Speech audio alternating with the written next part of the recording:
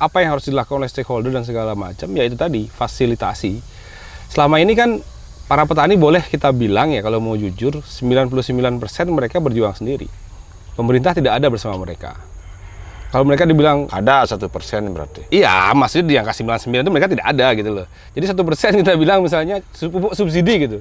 Karena saya tidak melihat satu titik pun usaha pemerintah untuk mengimplementasikan perda itu. Jadi aturan dibuat tapi tidak dilaksanakan. Contoh misalnya aturan itu melarang penjualan pestisida kimia.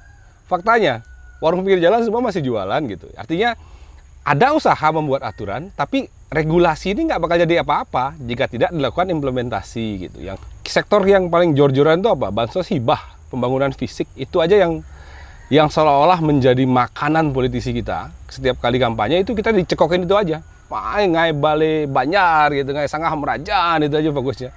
Padahal Sangah Merajaan mewah pun kalau orangnya lapar nggak bisa bakal digigit itu tembok gitu kan. Artinya kalau misalnya uang 1 miliar untuk Balai Banjar gitu digunakan untuk mengembangkan sektor pertanian, bisa 50-100 KK bisa dibuat sejahtera berkelanjutan. Ini Nanang gitu. tujukan kepada siapa ini sebenarnya? Pada siapapun, karena saya tidak melihat di Bali itu. Kalau Nanang sekarang tanya Kepala Dinas Pertanian Provinsi Bali, Kepala Dinas Kabupaten, Nanang tanya berapa luasan lahan kita yang memproduksi wortel gitu, nggak ada mereka datanya, nggak punya. Kemudian Nanang tanya nih ke Dinas Perindustrian dan Perdagangan, berapa kita butuh wortel di Bali? Nggak tahu mereka. Nanang hanya akan dapat estimasi. Ini sedih nih. Kemudian kalau Nanang tanya lagi nih, berapa kapasitas produksi kita dibandingkan dengan berapa serapan pasar di sini? Berapa persen kita tergantung dari daerah lain? Nggak ada Nang datanya.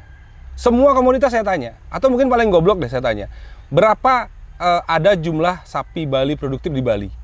Sapi Bali yang ada di Bali, nggak ada dinas yang tahu. Nggak ada, saya berani bilang. Garansi saya itu.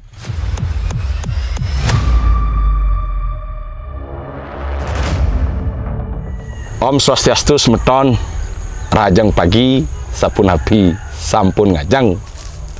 Yang durung ngajang dumung Semeton Semeton pagi ini kembali bersama Setiawan Channel, Wayan Setiawan Podcast. Pagi ini kita bersama narasumber kita yang kalau di medsos galaknya minta ampun. Tapi apakah di podcast yang juga galak? Kita lihat bersama Bapak Nengah Sumerto. Sebelum beliau memperkenalkan diri, yang kasih clue sedikit. Beliau adalah pegiat pertanian, karena beliau salah satu dari founder petani muda keren, yang diantaranya beliau salah satunya. Kemudian beliau juga mantan guru di SMA Negeri Bali Mandara. Nah, sekarang beliau bukan berteori saja, tapi praktisi juga. Nih, belakang kita ada kebun pepaya, ada padi, dan topik kita kali ini nggak jauh dari seputar pertanian. Nah, untuk mempersingkat waktu yang persilahkan kepada Nanang Sumerto untuk sedikit memperkenalkan diri. Lurus, Nang. Oke, Om Swastiastu. Om Swastiastu. Perkenalkan, nama saya Nengah Sumerto.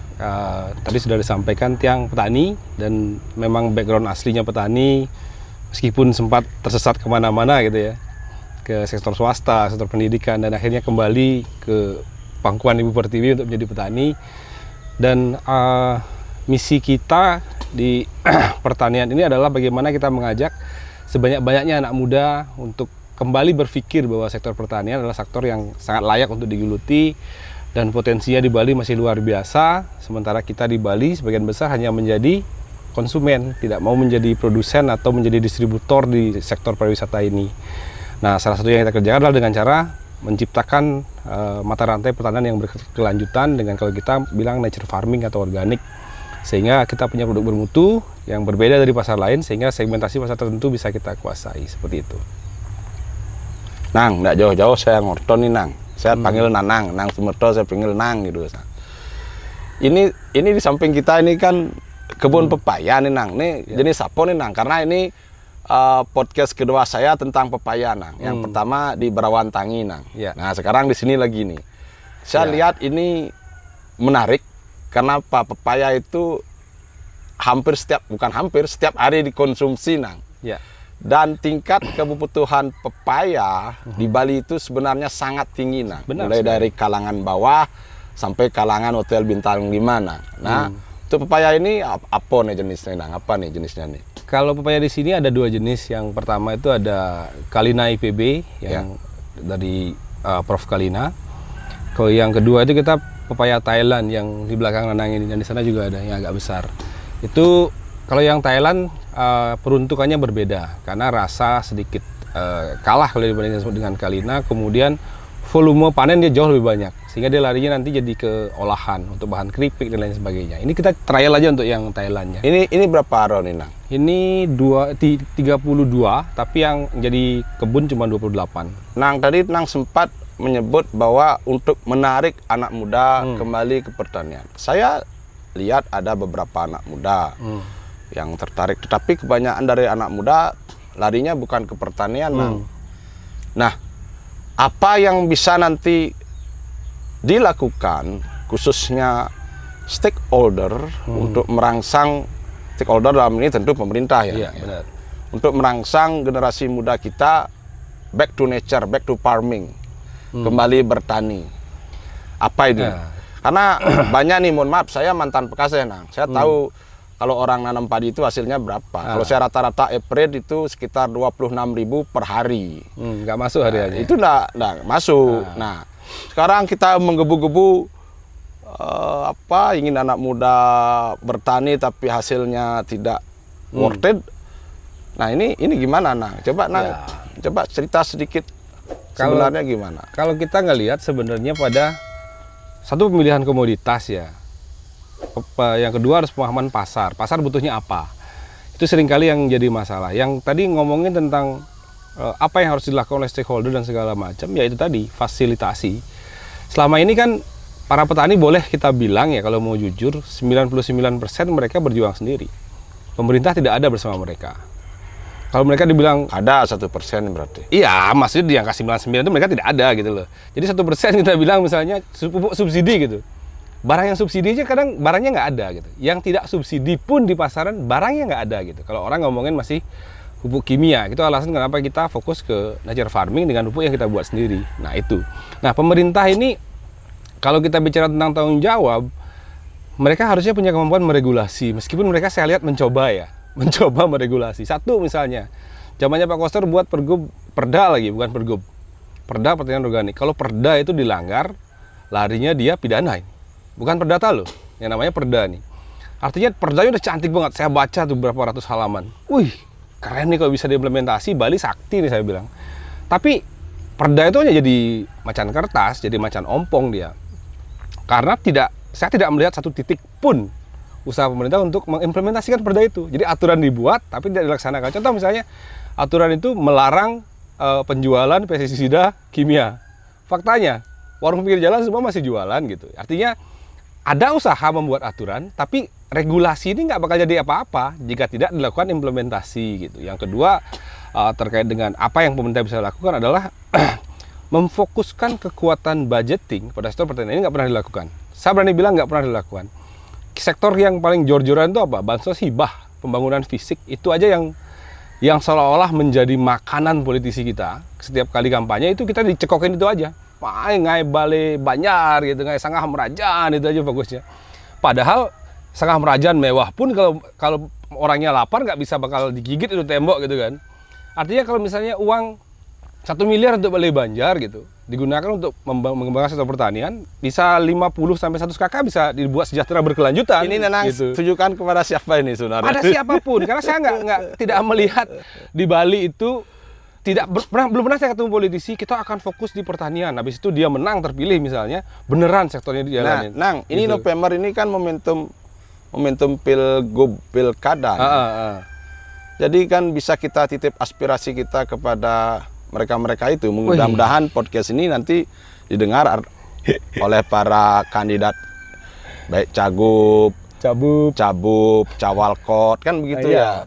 Jadi bagaimana ke depan Bali yang kecil ini tidak menjadi pulau beton. Nah, seperti contoh Nanang ini nanam pepaya segini nih. Kalau berbagi cerita sedikit, satu aro itu bisa diisi berapa pepaya, Nang? Kalau Saya 2,5 kali loncat 2,5 100 bagi 6.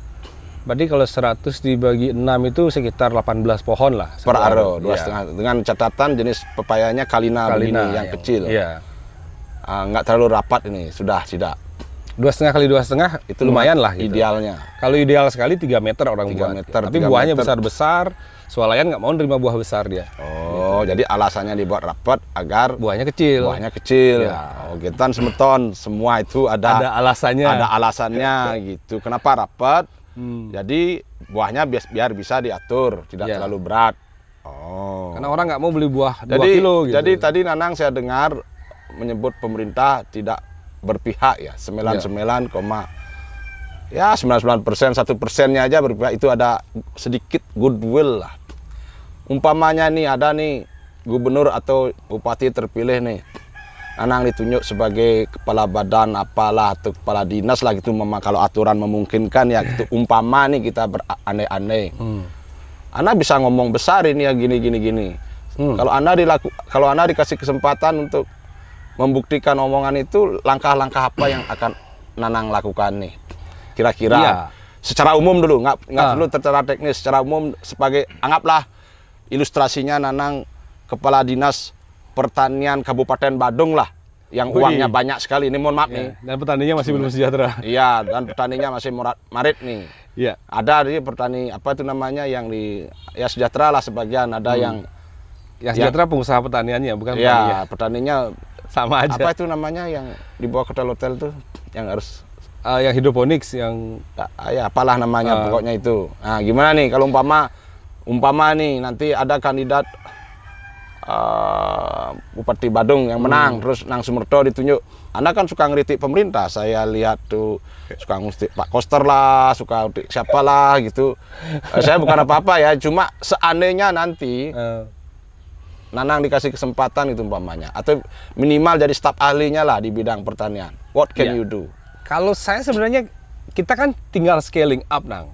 Artinya semua yang kita kerjakan saat ini itu kan skalanya kecil semua, dari pembuatan pupuk, belajar pembuatan bibit, edukasi pertanian, praktek-praktek baik di pertanian, kemudian produksi, distribusi, kan semua sudah kita kerjakan. Tapi skala sekemampuan kita gitu. Kalau kita bicara rencana strategis ya, sebenarnya di Bali itu kalau semua lahan kita produktifkan, kita nggak seharusnya sampai setergantungan ini dengan produk dari luar. Saya dengar, maaf nih saya potong. Saya dengar kita impor bawang putih dari Singapura loh. Kalau di Singapura saya nggak tahu. Kalau dari Cina pasti. Saya baca status teman Indonesia impor bawang putih dari Singapura. Kalau itu nggak logis menurut saya. Ya makanya saya bingung nih. Karena itu orang ngawur yang nulis itu. Hah? Enggak, logikanya gini. Singapura itu kan dia bukan produsen. Nah, makanya saya kan bingung. Kalau dia jadi perusahaan yang mengimporkan kita bawang putih ke Cina, logis gitu. Tapi kalau dari Singapura kita impor, logikanya nggak masuk. Nggak masuk kan? Dia Tapi jadi bridging aja. Faktanya mungkin seperti itu. Perusahaan Singapura yang mengimporkan ini kita. status teman loh. Status teman Indonesia mengimpor bawang putih dari Singapura. Saya jawab, tanamnya di mana? Di atas atap pencakar langit gitu ya. Nggak logis. Nah, seperti itu. Jadi lanjut Nang. Saya ingin dengar Nanang biar siapa tahu ini membuka mata batin itulah. Mata hati anak-anak muda kita bahwa pertanian itu menjadi suatu yang prospectable gitu loh, yang bisa menjamin keberlangsungan hidup pelakunya secara ekonomi. Kalau kita lihat ya, pertama itu permasalahan kita di Bali di pertanian kita adalah kita nggak punya data. Kalau Nanang sekarang tanya kepala dinas pertanian provinsi Bali, kepala dinas kabupaten, Nanang tanya berapa luasan lahan kita yang memproduksi wortel gitu, nggak ada mereka datanya, nggak punya. Kemudian Nanang tanya nih ke dinas perindustrian dan perdagangan, berapa kita butuh wortel di Bali, nggak tahu mereka. Nanang hanya akan dapat estimasi. Ini sedih nih. Kemudian kalau Nanang tanya lagi nih, berapa kapasitas produksi kita dibandingkan dengan berapa serapan pasar di sini? Berapa persen kita tergantung dari daerah lain? Nggak ada Nang datanya. Semua komoditas saya tanya, atau mungkin paling goblok deh saya tanya, berapa ada jumlah sapi Bali produktif di Bali? Sapi Bali yang ada di Bali, nggak ada dinas yang tahu. Nggak ada, saya berani bilang. Garansi saya itu. Ini kita ngapain nih? Kita nggak punya data, terus disuruh buat rencana, kan nggak mungkin, Nang. Nanang nggak bakal bisa membuat rencana berapa mau nanam wortel kalau nggak tahu berapa kebutuhannya, berapa kapasitas produksi kita, dan berapa sekarang kita ketergantungan. 90% wortel beras tagi datang dari beras tagi. Kentang yang Nanang lihat di pinggir jalan bedugul, orang-orang beli pakai mobil itu segala macam, itu bukan panen di sana, Nang. Itu teman saya yang kirim dari Dieng dan segala macam ke sini. Itu kan kayak Ini catatan barang khusus, sampai Mas di Sultan. sini, sederhananya gini. Barang sampai di sini masih nguntungin. Nggak mungkin kita rugi kalau kita tanam di sini. Logikanya nggak udah seperti itu. Cuman siapa yang mau melakukan hal ini? Kenapa wortel beras tagi bagus? Kenapa? Karena di media tanamnya disaring, batu-batunya dihilangin. Di sini nggak ada teknologi seperti itu. Nah, ya itu yang saya bilang, pemerintah kalau dia aware, petani butuh apa nih gitu. Bukan seperti yang di Badung, Nang. Traktor apa? Multi harvester segala macam ada puluhan. Sampai barangnya baru dari sumbangannya datang dari pemerintah masih dibungkus plastik, sampai rusak masih dibungkus plastik. Nggak Saya dipakai. pernah ngembaliin kayak tank itu loh, apa dah? Itu ya multi harvester.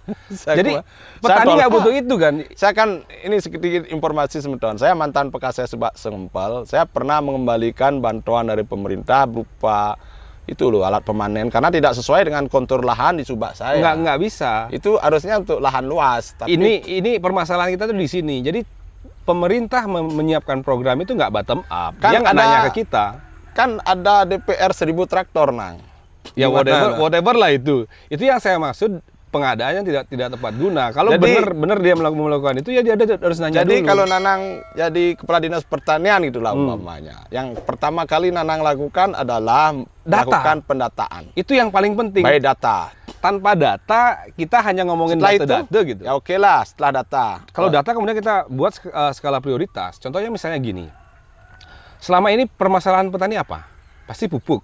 Kemudian tenaga kerja di Bali mahal pasti. Ya. Kemudian sistem rantai distribusi terganggu karena sering kita dibom dari luar. Iya. Dibom dengan pasokan dengan harga murah dan segala macam. Itu yang diregulasi. Contoh misalnya pupuk mahal. Ya kita harus edukasi petani kita untuk membuat pupuk. Kami dari 2019 melakukan itu. Tapi skalanya kecil. Kita buat pelatihan datang 50 orang karena berbiaya kan.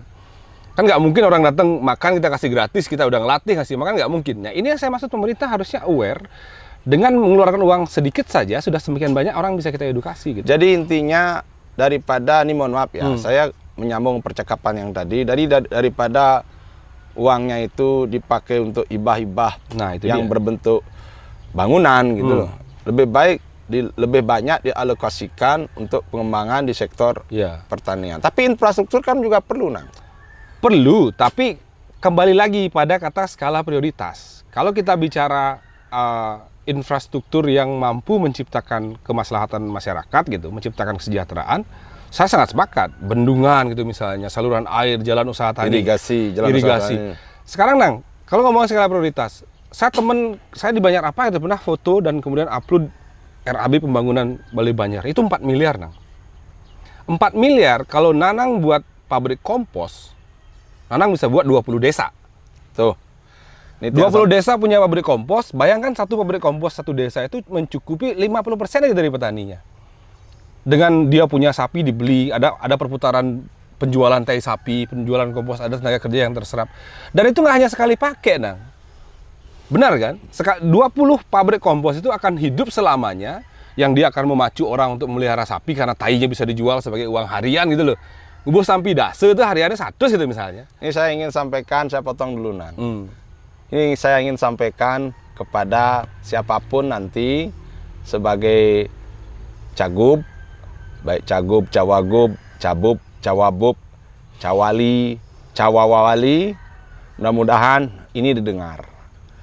Terutama yang di kabupaten-kabupaten yang masih memiliki lahan pertanian yang luas. Nah, Ya. Badung masih, dan lain-lainnya juga masih, Tabanan Negara juga masih. Jadi Lahan kita intinya- yang aktif cuma 40%, Nang. Ya. Lahan pertanian kita yang aktif cuma 40%.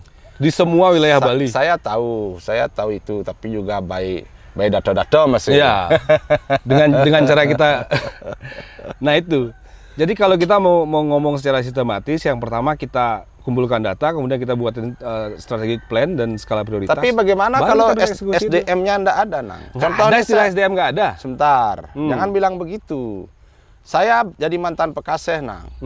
Petugas penyuluh lapang nggak ada, Nang. Sudah pada pensiun, nggak ada pengganti seperti itu. Dan PPL-nya juga dalam tanda kutip, mohon maaf ya kalau saya boleh bilang, dia juga kurang paham. Cuman tentang- sekedar saja. Ya, jangankan PPL, nah ini mohon maaf agar didengar juga nanti. Pejabat-pejabat di atasnya kayak setingkat kepala dinas juga seperti tour of duty, nang. Like and dislike, umpama saya suka Nanang, saya kasih Nanang jadi sekda gitu umpamanya. Atau kalau saya nggak suka Nanang, saya depak Nanang jadi bagian apa begitu. Ya kan seperti itu. Yeah. Jadi apa kedepannya jabatan-jabatan yang seperti itu tidak dilelang saja gitu umpamanya. Apa gimana? Atau the right man on the right position.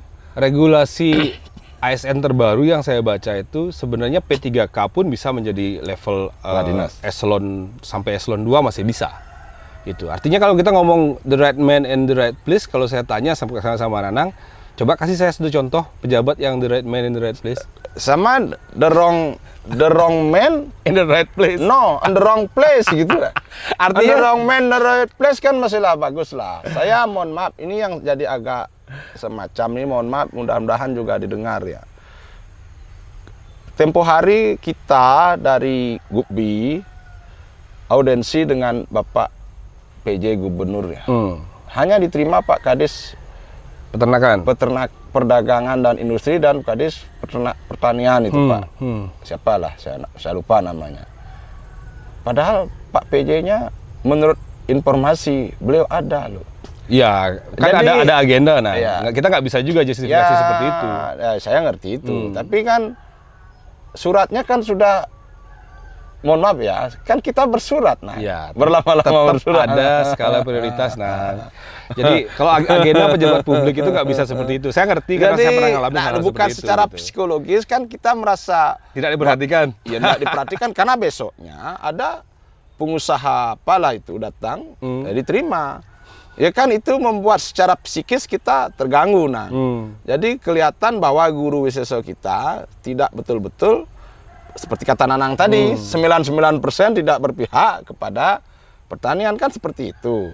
Nah, jadi ke depan harapan Nanang termasuk juga harapan saya ya dan harapan petani yang lain ya kepada calon-calon pemimpin kita ya kan biar apa yang kita bicarakan hari ini bermanfaat kan dan didengar kan begitu. Sekali lagi itu di skala prioritas saja, Nang. Sebenarnya pertanian ini dianggap penting nggak sih? Itu. Jadi selama ini yang kita lihat Bali hanya menjadi tempat buangan produk di tempat lain. Kayak sekarang Jawa Barat panen pepaya. Jawa Barat lebih dekat ke Jakarta. Jadi pasar Jakarta dibanjiri oleh pasar Jawa Barat. Teman-teman kita yang di Jawa Timur nggak bisa bersaing ke sana karena biaya distribusi lebih mahal. Mereka buang ke Bali. Di Bali, pepaya dari Jawa itu bisa 2,5 per kilogram. 2.500. Sementara biaya produksi kalau petani kita, di petani aja kita biasanya beli di 4.500 untuk menghargai jadi pepaya petani. Nah sekarang si pengepul ini mau jual kemana jika dibombardir dengan buah dari luar Bali seperti itu? Apakah nggak bisa diproteksi gitu umpamanya? Perdagangan antar pulau. Iya, itu kan bullshit lagi. Pergubnya ada, Nang. Pemanfaatan buah lokal. Tapi implementasinya apa? Macan ompong lagi. Jadi ngomong pergubnya keren banget. Pemanfaatan buah lokal. Artinya pengusaha dan segala macam wajib mengutamakan buah lokal. Tapi ketika jebret dari Gilimanuk masuk 50 truk gitu misalnya per hari, ada nanas, ada segala macam. Mana mau ngapain? Stop, mereka nggak usah kirim ke Bali gitu. Pengusaha di Bali ribut karena nggak ada produknya. Nah ini yang saya maksud. Kalau mau buat pergub, siapin dulu instrumennya. Pertama, kalau misalnya mau melarang pepaya masuk Bali, siapin petani-petani yang nanam pepaya, modalin mereka nanam pepaya, baru masuk akal. Tapi kalau cuma buat tidak boleh jualan pepaya ke Bali, ya nggak bisa gitu, Nang. Kalau Nanang punya hotel misalnya perlu pepaya di Bali nggak cukup jumlahnya, mau apa kita? Ya kadang permasalahannya supply and demand-nya itu lah. Supply and demand, tapi nggak ada regulasi yang memastikan Begitu bahwa itu demand-nya garansi. tinggi, supply-nya kita nggak ada. Kontinuitas yang tidak itu nggak ada. ada di sini dan itu dan itu juga ya menjadi suatu permasalahan. Kemarin sempat saya hitung, kalau untuk memenuhi kebutuhan pepaya di slot-slot yang sudah kita layani, mereka butuh 7 ton per hari. 7 ton saya hitung sama teman saya, seorang guru fisika di Bali Madara, itu kita butuh 23 hektar pepaya. Di Bali ada berapa hektar sekarang? Itu loh, Nang. Jadi potensi, kalau kita sudah punya 23 hektar, kita bisa jual dengan harga yang murah sekalipun nggak masalah. Dan kalau buyer pasti nggak bakal, yang hotel segala macam nggak bakal ngambil di luar. Kalau 2-3 hektar itu kan bukan jumlah yang besar, nah. 23 hektar kecil, Nang. Subak Sengpol aja sekitar 100 hektar. Nah itu. Tapi mau nggak mereka mengambil risiko itu gitu? Jadi kan saya pernah dengar one village one product ini. Nah itu gimana? Udah lah, kalau jargon saya nggak mau dah ngebahas jargon. Dari sekian puluh tahun yang lalu politisi menangnya jargon gitu. Jadi kalau sudah ngomongin jargon, one village one product dan segala macam nggak ada istilah kayak gitu. Jadi harapan kita itu sebenarnya sama ya. Iya. Jadi poinnya gini, pemerintah itu punya kuasa, dia punya anggaran, kita punya tenaga, kita punya lahan. Kalau itu nggak disinkronisasikan, selamanya nggak bakal terjadi apa-apa. Contoh misalnya, zamannya Pak Mangku Pastike, subsidi pupuk organik itu ada sekitar 10 miliar. Nanang cek sekarang BD kita sekarang. Nggak usah sekarang, dari 5 tahun yang lalu. Itu diturunin terus, dipangkas terus. Artinya teman-teman kita yang dulu bergairah membuat pupuk kompos, drop lagi nyalinya gitu loh. Karena pendistribusiannya lewat jalur pemerintah itu berkurang dia. Saya dengar begini, Man. Tolong dikoreksi kalau salah ya, Nang ya. Kita buat pupuk itu juga harus ada izin katanya. Wah, kalau itu memang hal yang sangat berat ya, tapi tetap ada celah hukum yang bisa kita kerjakan. Contoh misalnya gini. Katanya kalau salah nanti kita bisa dipidana begitu. Ya memang menurut saya benar, aturan pemerintah itu nggak ada yang salah. Tapi kita lihat gini caranya. Pasal 1 pemerintah nggak pernah salah. Nggak boleh salah dia. Pasal 2 kalau pemerintah salah, kembali pasal 1. Kita harus perbaiki gitu loh. Jadi gini Nang, saya jelasin permasalahan pupuk itu. Saya mengapresiasi pemerintah membuat regulasi bahwa siapapun membuat pupuk wajib punya izin. Jelas Nang? Ya. Biar nggak ngawur. Jadi semua memang harus diregulasi. Dari mana si customer atau si pelanggan ini mendapat jaminan keamanan produk kalau tidak ada regulasi. Nanang buat pupuk sekedar aja nih, tanah Nanang campur dengan arang warnanya udah hitam kayak pupuk nih, Nanang jual gitu misalnya. Kan bahaya seperti itu Nang. Ya. Cuman permasalahannya kan ini berbiaya Nang. Berbiaya. Nanang ngurus izin pupuk organik itu saya lupa kemarin ada 100 jutaan lah. Woi. Pes jenek Nanang. Kalau Nanang buat 1000 ton per bulan pes jenek itu, uang kecil itu gitu loh. Logikanya. Ini yang saya bilang, aturannya harus diperbaiki. Jika misalnya pemerintah menginginkan kita memproduksi pupuk organik, biar tidak ada pihak-pihak yang merasa terancam gitu misalnya, izinnya misalnya harus biayanya mahal karena uji lab dan segala macam, izinnya sengidang menurunkan biaya itu gitu. Subsidi Pemerintah yang turun tangan masalah perizinan itu. Contoh misalnya buatin koperasi pupuk tani apalah whatever. Satu izinnya, teman-teman di bawah berproduksi, jual satu label dengan satu harga gitu. Itu kembali ke apa? Ke political will saja gitu. Kayak misalnya distribusi ke hotel-hotel segala macam, saya ribut dulu tuh sama tim ahlinya Pak Gubernur, Pak Narayana dan segala macam itu. Karena tiba-tiba si Perusda ini jadi middleman gitu loh. Dia Halo. tengkulak lah saya bilang. Ngapain ngambil pekerjaannya para petani? Dia beli di petani, dibiayain dari BPD gitu misalnya, dikasih anggaran seperti itu, dia bisa bayar ke petani cash bahasanya, kemudian dia bisa ngutangin karena hotel biasanya ngutang, hotel ngutang 2-3 bulan gitu lah, hotel restoran segala macam. Menurut saya itu nggak benar kayak gitu tuh. Perusda itu tugasnya fasilitator, kamu tuh nggak boleh jadi player gitu loh. Jadi kalau dia jadi middleman, bedanya kamu sama tengkulak itu apa terusan? Kamu nggak ada modal nih, modalnya BPD punya uang rakyat Bali kan, BPD itu. Terus kamu dapat untung di sana, kamu bagi dividen. Kenapa nggak rakyat Bali yang dia ya langsung directly ya? Iya, itu permasalahannya. Harusnya dia memperkuat kemampuan para tanda petik tengkulak ini, dimodernisasi dengan cara yang benar, biar berkeadilan. Jadi petani dibuatin organisasi yang bagus, bukan jadi malah Perusdanya jadi middleman, ada transaksi masuk ke sana. Contoh misalnya kalau kita nggak punya modal, petani nggak visible ke bank karena pernah ada kredit macet dia, jadi pinjaman nggak bisa gitu. Kita punya jam kredit yang menjamin jaminan. Perusda ini minjamin uang ke petani itu, sehingga dia bisa berproduksi dan bisa menjual produknya. Itu harusnya yang dikerjakan, bukan dia jadi tengkulak gitu loh. Jadi kita nyerempet kemana-mana nih nggak ya, termasuk Perusda, termasuk Perusda yang ngontrakin tanah kepada investor kan kayak gitu. Jadi nggak ada yang benar dah di. Kalau saya ngelihat apa ya? Gini Nang, saya sebenarnya ingin bicara panjang lebar, tapi cukuplah kita buat part 1, part 2, part 3 gitu nanti. Closing statement Nang, karena saya keterbatasan instrumen ini, baterai mungkin habis nanti. Closing statement dari Nanang nih, untuk memotivasi, saya jangan ngomongin pemerintah dah, untuk memotivasi adik-adik kita, anak-anak muda, anak-anak kita, untuk mereka bergairah, at least mencobalah dalam skala kecil dulu, minimal. Nih anak saya ini nanam kangkung loh Nang, nanam kangkung lah, dia petik sendiri, jual sendiri gitu umpamanya. Ini closing statement Nanang nih, motivasi kata-kata Nanang untuk anak muda nih, silakan. Ya, kalau saya bisa berharap generasi muda kita yang saat ini dengan keterbukaan informasi, dengan akses internet yang sangat luar biasa, harusnya mereka bisa mencari data tentang apa yang terjadi di sekitar mereka. Itu dulu, Nang. Jadi mereka harus paham produk apa yang beredar di kampung-kampung mereka aja dah dulu, yang kecil, skala kecil. Kemudian mereka harus mencari tahu dari siapa itu datang, di mana itu diproduksi. Sehingga kemudian muncul di kepala mereka, kalau saya yang produksi, biaya saya segini, saya tidak ada biaya distribusi dari Pulau Jawa, harusnya saya bisa bersaing gitu. Artinya jangan sampai kita seterusnya menjadi pulau yang sangat tergantung bahan makanannya dari pulau lain. Misalnya ada badai gitu di Gilimanuk, kita nggak bisa makan tahu tempe gitu kan, nggak lucu seperti itu. Padahal kita bisa nanam kedelai. Kemudian sama juga kayak buah-buahan lain. Jadi kalau kita semakin aware sama sekeliling kita tentang kebutuhan masyarakat kita akan lama-lama akan melihat peluangnya di mana gitu. Kayak misalnya kayak tadi itu kangkung mungkin belum ada yang impor, Nang, karena di Bali air ada di mana-mana gitu. Tapi bawang putih, bawang merah segala macam. Bawang merah kita punya di Songan segala macam. Tapi yang di Bali beredar paling banyak bawang Bima gitu. Ini yang saya maksudkan. Karena apa? Karena tidak banyak orang mau melihat potensi pasar yang ada di sekelilingnya, sehingga mereka tidak tahu mau ngapain. Punya tanah, ditinggal pesiar. Punya tanah, ditinggal kerja di hotel. Itu mending daripada dijual. Iya, pada akhirnya akan dijual karena mereka melihat tanah itu tidak menghasilkan. Artinya kita harus menciptakan awareness dulu sekeliling kita. Sebenarnya apa yang dibutuhkan oleh lingkungan kita, dari mana itu datangnya, dan bagaimana kita kalau kita memain di sana itu dengan cara apa gitu. Yang terakhir ingin saya sampaikan bahwa Bali punya potensi yang luar biasa. Tanahnya tanah suci nih gitu bahasanya. Kemudian air kita ada sepanjang tahun. Kemudian pasar ada 20 juta mulut yang harus dikasih makan setahun gitu. Kalau itu tidak dilihat sebagai potensi yang sangat luar biasa untuk kita gali gitu, maka selamanya kita akan menjadi pulau yang orang-orang tempat buang sisa produk mereka ke sini dengan harga murah, dan kita hanya tetap akan menjadi penonton, itu aja. Dan demanding ya. Iya. Ya.